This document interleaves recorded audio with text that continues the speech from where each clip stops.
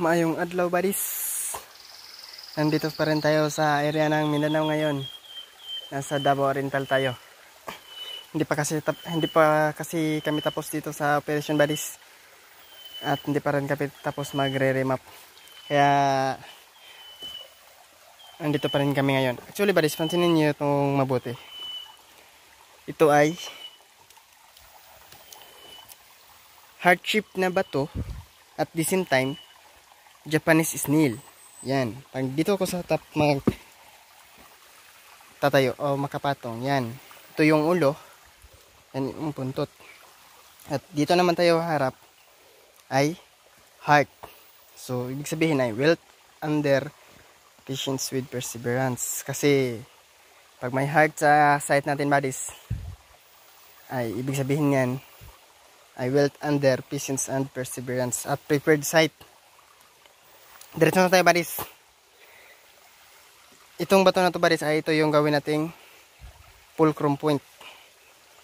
Ito buddies ay hindi talaga na move kasi sobrang laki nito eh. At nasa gitna ay nasa gilid tayo ng creek ngayon. Ko haharap buddies. Diyan sisikat yung araw. S sa likod ko, west, doon lulubog yung araw. So diretso na tayo buddies. Mula dito sa batong to na kinatatayuan ko, pag dyan ako haharap, dyan nakikita natin yung biglod. Yang may istaka. Yan. Tapos yan. So, galing naman dito sa batong tubadis ay 9 feet. Galing dito. Tatamaan natin yung biglod. Na 45 degrees northeast. Yan. Harap buddies sa may telescope na yan, nakaharap ang load ay southeast. At dito sa bato na to nga kinatatayuan ko na ginawa natin fulcrum point ay northwest. Yan. At nandyan sa gitna ang load, sa gitna ng creek. Kung galing tayo doon buddies, north is southwest. Ito ay 258 pattern. Papakita ko sa inyo yan mamaya buddies. Sa norte ay nandun yung dalawang bato na parang dalawang palaka na nakapatong yung isa sa isa. Ayun. Pero buddies, nandito kasi yung load sa south. Nandito yung creek. So gawa natin, applyan natin ng grabbing method kasi grabbing type. Kasi dapat nandito yung creek sa norte, wala sa south. Pero ang creek ngayon ay nasa south, kaya ito ay gamitan natin ng grabbing method. Dito, ito yung double arrow. Yan. Na double arrow. Nagtuturo doon sa biglod natin. Diyan. Na may staka. At ito yung parang pyramid. Yan. Na triangle. Doon naman banda buddies. Nandyan yung star na 6-spoke. Na ibig sabihin ay poison gas. Ito naman buddies ay yan. Yang arrow na yan. Arrow talaga yan. Yan. Yan ang arrowi na nagtuturo sa doon na load dyan sa gitna ng creek. Yan yung arrow. Kasi ito yung fulcrum point natin buddies. Yan buddies. Pansinin nyo yung mabuti. Yan. Snail yan. Na dropping slope, move to the creek. Siguro tatawid siya dito sa creek papunta doon. Yan sa taas. Yung scope. Yan, telescope yan. Na inukitan din ng heart. Yan ba dito? Heart talaga yan. Yan. Tapos may tabas pa. Yan o. Yan. Kung magtatali ka ng lubi dito buddies, papuntang load to load, okay kayo. Tapos dito pa buddies may anchor lock. Yan. Yan o. Anchor lock talaga yan buddies. At ito buddies ay ginawang arrow point para sa load dyan. Tapos ito pa. May arrow pa na nagtuturo din sa isang load. Kasi buddies, yan buddies o. Yan. Yan, di ba? Kitang-kita yung load dun. Diyan. Nandyan yung isang digging spot natin na galing dito sa batong to ay 9 feet. Tatamaan natin yung load sa northwest. Kasi southeast tayo dito. Kasi nasa likod tayo ng batong to. Pabadis o. Itong letter C na ibig sabihin ay opening.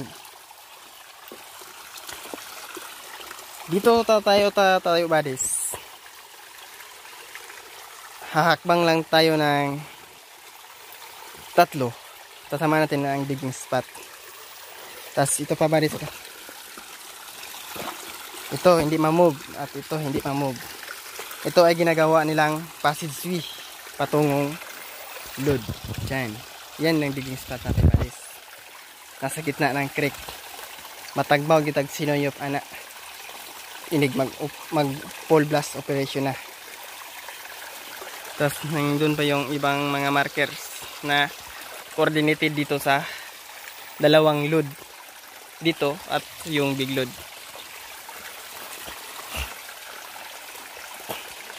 Ito naman tayo magkukumpas buddies sa batong to na may telescope ay south dito at norte doon. Tamang tama kasi nasa creek norte. North is water element. South is fire element. Ito yung fire element buddies oh. Yan. Triangle. O ito. Kasi triangle din yan. Fire element yan. South. At yan yung water element. Norte. Nandyan yung isang digging spot natin buddies. At doon banda buddies ay may load pa. Falls na yan. Sobrang taas. Pwede tayong tumalon dyan pero isang bisis lang. Itong mga batong to ay ginagawa nilang boulder trap dito sa site. Pag maghuhukay na ng pole blast operation, itong creek ay pwedeng i-divert dyan. Kalutan og ayo para ma-divert siya dito para maka-operate dire. Tapos kining mga batuha habuan gid ni dinhi pwede nga nani dire kay mahirap na magkalisod-lisod. Ito pa buddies oh. Yan. Nandito kasi yung load. Pansin niyo yung yan, tabas-tabas na yan oh. The same time X pa, maliit. Nandyan pa yung ibang coordinate marker. Ito ay parang isang tamagu na ginagawa nilang